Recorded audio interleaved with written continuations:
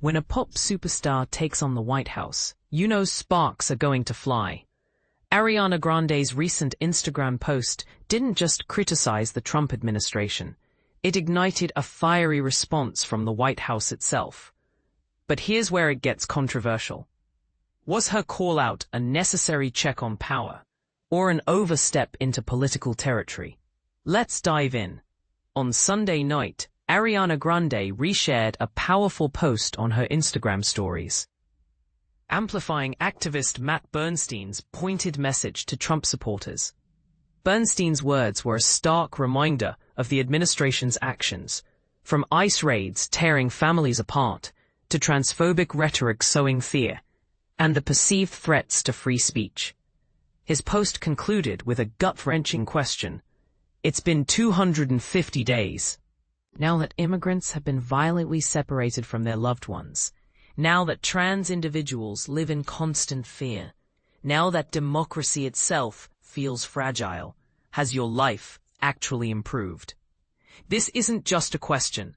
It's a challenge to reflect on the human cost of political decisions. The White House didn't stay silent for long.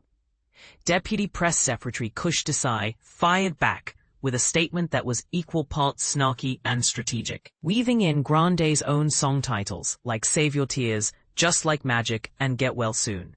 Desai claimed, "Save your tears, Ariana. President Trump's policies ended Biden's inflation crisis and are attracting trillions in investment." He even signed an executive order, just like magic, to hold Ticketmaster accountable for ripping off your fans. Get well soon, Ariana. But this is the part most people miss. Desai's response cleverly deflects from the core issues raised by Grande, focusing instead on economic talking points and a recent STC lawsuit against Ticketmaster. While the lawsuit is a step in the right direction, it doesn't address the deeper concerns about immigration, trans rights, and democracy. Here's the controversial angle. Is the White House's response a clever political maneuver or a missed opportunity to engage with legitimate criticism?